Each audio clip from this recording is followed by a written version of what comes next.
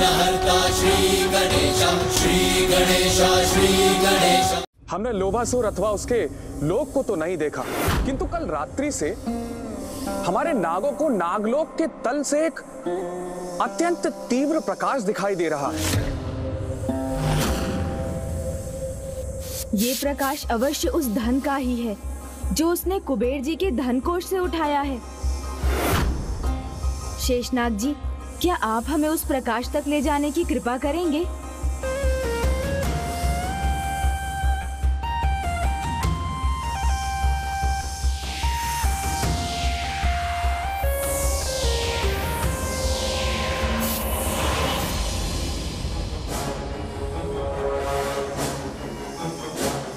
मैंने उचित ही समझा था, ये उजाला तो उस धन का ही है, इसलिए लोभासुर का स्थान और कहीं नहीं, नागलोक के नीचे ही स्थित है। तो फिर अब विलंब कैसा अनुज? चलो शीघ्र अतिशीघ्र उस दुष्ट के पास पहुंचकर देवताओं के सभी रत्नों के साथ साथ कुबेर जी का धन कोष भी प्राप्त कर लेते हैं। नहीं भैया, ऐसे नहीं। वहां जाने के पूर्व हमें अपनी योजना निर्धारित करनी होगी, अन्यथा वो दुष्ट लोभासुर पुनः कोई कपट कर सकता है।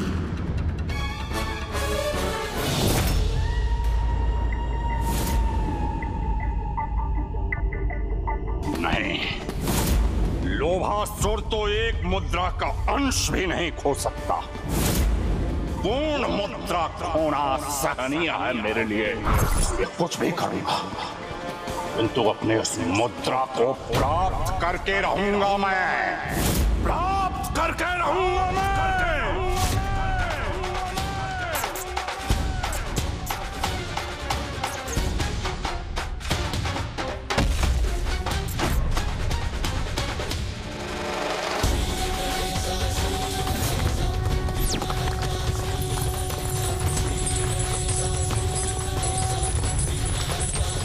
ये भूकंप कैसे उत्पन्न हुआ?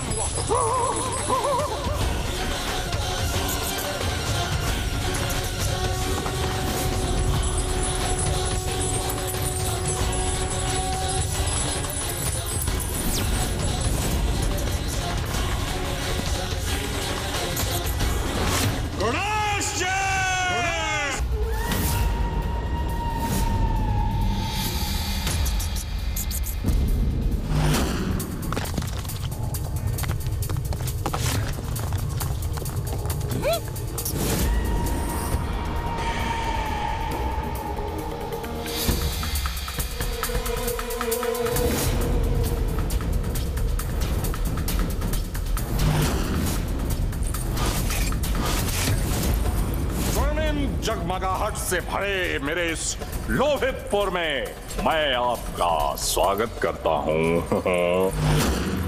सराहना भी करता हूँ आपकी कि 3 अबूझ पहेलियां आपने सुलझा ली। मुझसे भूल हुई, आपकी चतुराई का मैं अनुमान नहीं लगा सका, किंतु मेरा विश्वास कर भूल तो आप भी कर रहे हैं गणेश जी। मुझसे वो रत्न और ये धन प्राप्त करने यहाँ तक पहुँच गए जो मैं आपको कदापि नहीं दूंगा। मत भूलो लोभासुर, वचन दिया था तुमने। तुम्हारी पहेलियों को सुलझाकर तुम तक पहुँचने पर समस्त धन, रत्न, माता कामधेनु, दिव्य वृक्ष, कल्प वृक्ष और अश्व उच्च श्रवा को लौटाने का वचन। हाँ, स्मरण है मुझे, दिया था, वचन दिया था। पर ऐसे वचन का क्या मोह? किंतु वो अमूल्य रत्न और धन से वंचित रहकर उनके अभाव को कैसे स्वीकार कर सकता हूँ गणेश जी? नहीं नहीं गणेश जी, नहीं, ऐसी मूर्खता तो कदापि नहीं करेगा लोभासुर।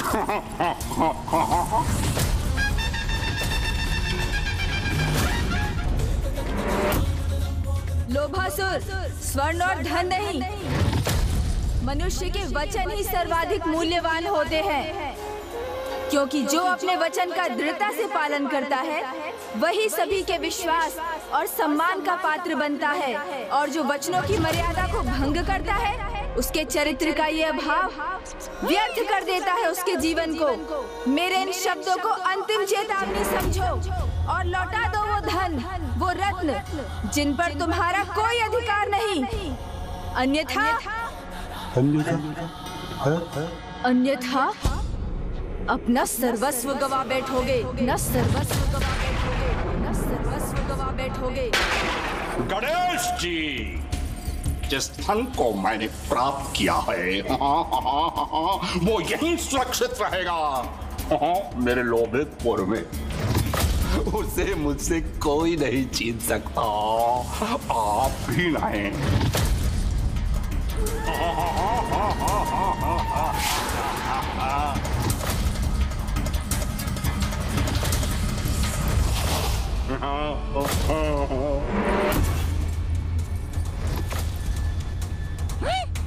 और ऐसा करने से लोभासुर रोकेगा आपको।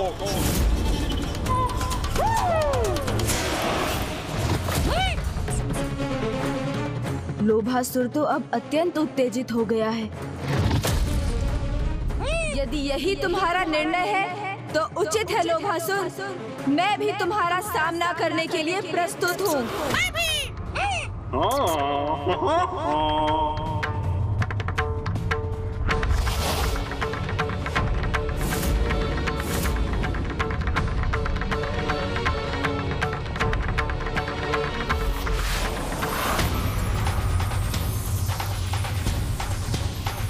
यह कैसा प्रकाश है?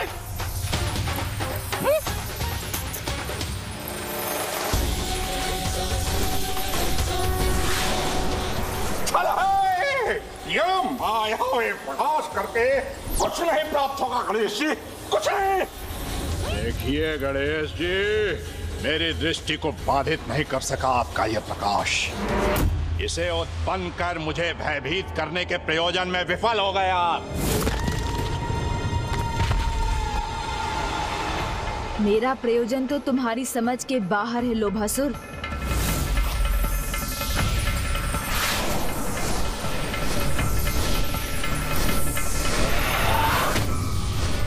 इस तीव्र तेज प्रकाश द्वारा क्षण भर के लिए तुम्हें नेत्रहीन कर भैया के भीतर जाने का मार्ग प्रशस्त करना, यही तो मेरी योजना थी दुष्ट, जिसे सफल करने के लिए बस कुछ समय और तुम्हारी इस उत्तेजना का लाभ उठाकर तुम्हें यहीं स्थिर रखना है मुझे। अच्छा, तो अपने दिव्य अस्त्रों का प्रयोग कर मुझे आतंकित करना चाहते हैं आप? तो मेरा ये मायावी अस्त्र आपके अस्त्रों को प्रयोग करने का अवसर ही नहीं देगा। इसके पूर्व कि आप मुझ पर वार करें, मेरा ये मायावी फांस आपको बंदी बना लेगा।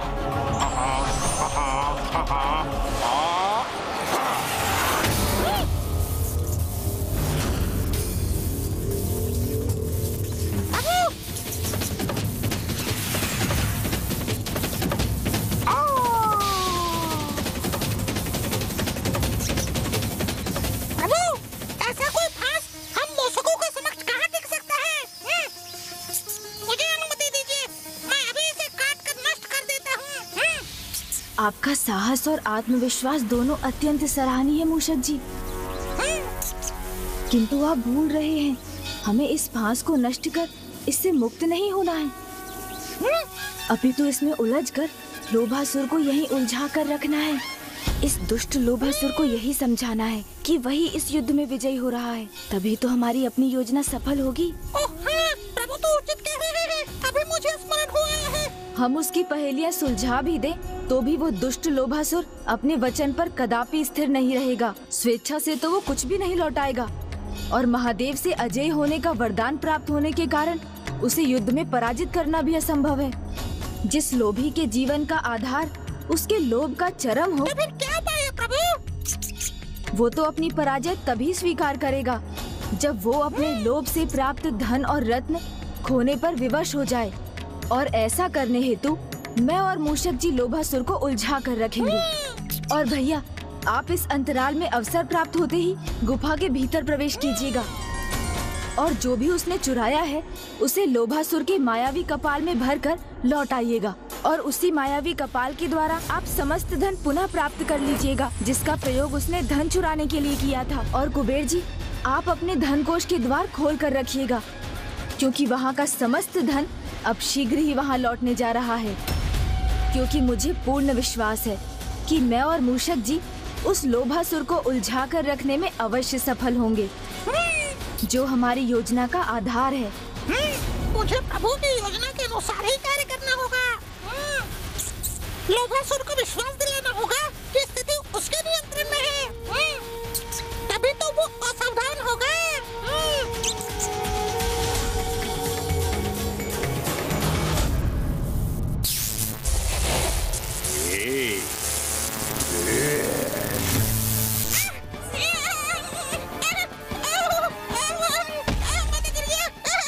ये लोभासुर की फांस है मूषक, किसी आखे तक का जाल नहीं है। हाँ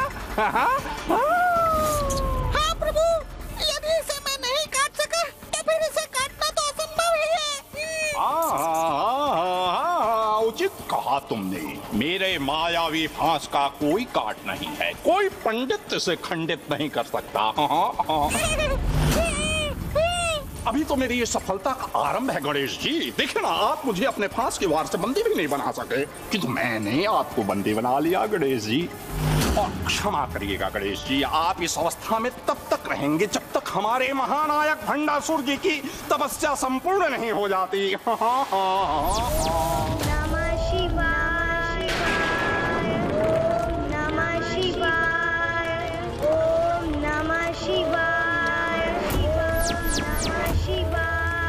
और गणेश जी, आपका उनकी तपस्या से दूर रहना ही उचित है, नहीं तो आप विघ्न करता गणेश जी उनकी तपस्या में विघ्न ना उत्पन्न कर दें।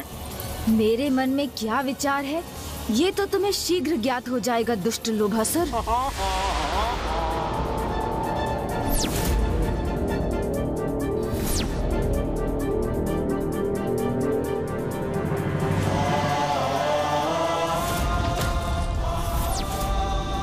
समस्त धन तो यही है और माता कामधेनु, कल्प वृक्ष और उच्च श्रेवा भी मेरे समक्ष है।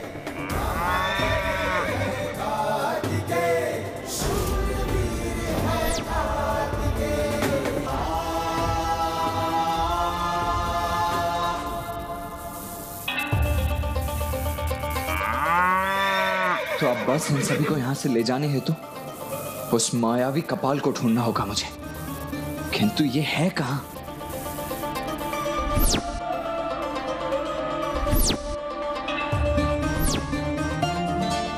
किंतु कहां है वो कपाल?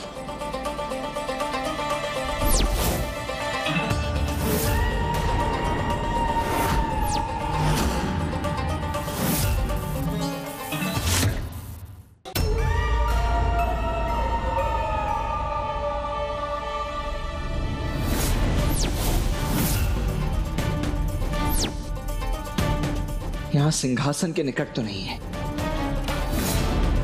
शस्त्रागार, हाँ वहां ही हो सकता है।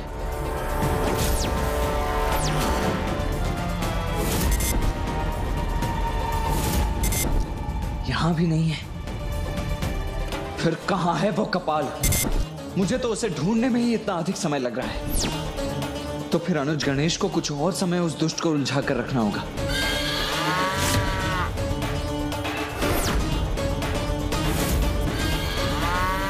नहीं, आप सभी कोई ध्वनि उत्पन्न मत कीजिए, मैं आप लोगों को यहाँ से मुक्त कराने ही आया हूँ।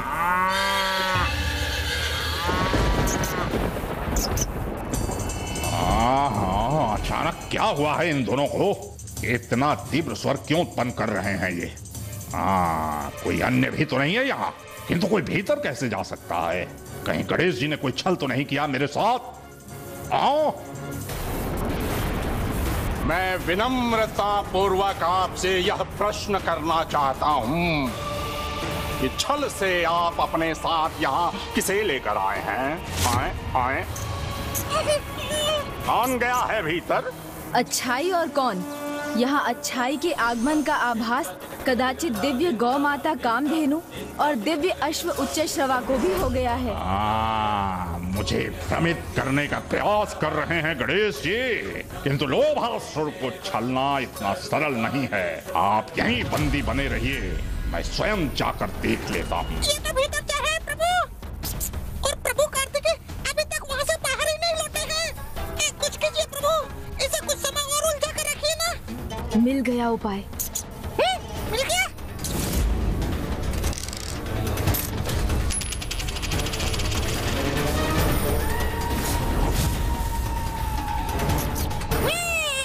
ओहो, कितनी मधुर ध्वनि है ये, जैसे एक मुद्रा धरती से टकराई हो। कदाचित ये वही मुद्रा है जिसे मैंने खोया था। जब ये मेरे समक्ष है तो इसे तो शीघ्र प्राप्त करना चाहिए मुझे।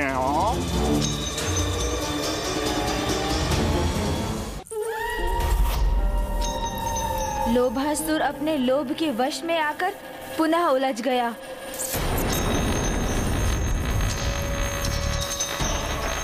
तुम्हें छोड़ूंगा नहीं मैं।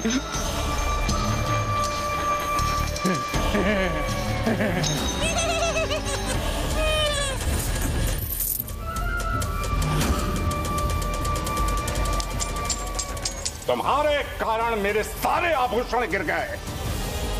गिरने दो इन्हें, ये तो यहीं रहेंगे। कभी भी प्राप्त कर सकता हूं इन्हें। किंतु मैं तुम्हें प्राप्त करके रहूंगा।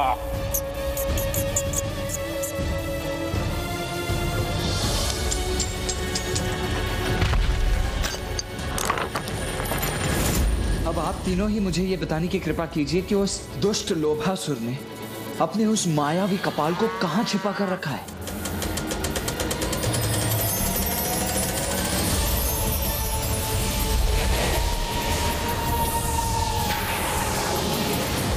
ओह, तो ये कारण था कि इतना ढूंढने के पश्चात भी मैं उस मायावी कपाल को अब तक नहीं प्राप्त कर सका।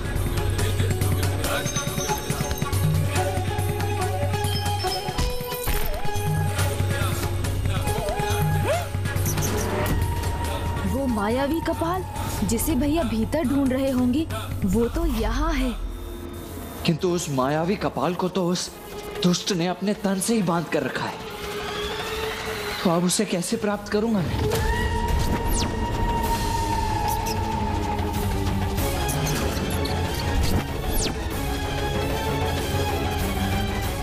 हाँ, अब जाके सीखी रही है तेरी गति, छोड़ूंगा नहीं।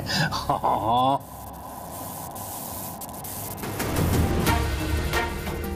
जब तक ये मायावी कपाल यहाँ लोभासुर के पास है, तब तक हमारा कार्य पूर्ण नहीं हो सकता।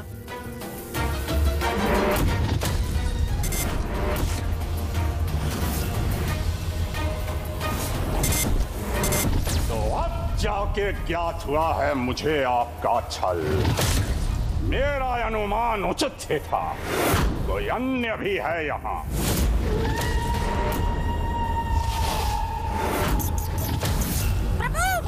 किंतु वो जो भी है यहाँ से सुरक्षित नहीं जाएगा। बंदी बनाऊंगा मैं उसे।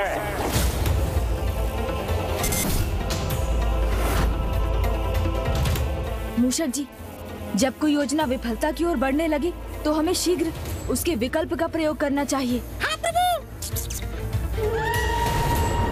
रुको लोभासुर, रुको लोभासुर,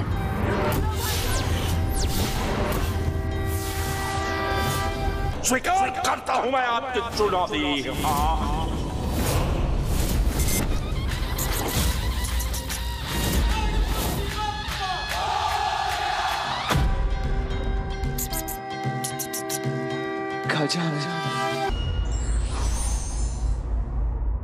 बुद्धिमान व्यक्ति को अपनी कार्य सिद्धि के लिए युक्ति और शक्ति में जो उपयुक्त हो उसी का चुनाव कर लेना चाहिए।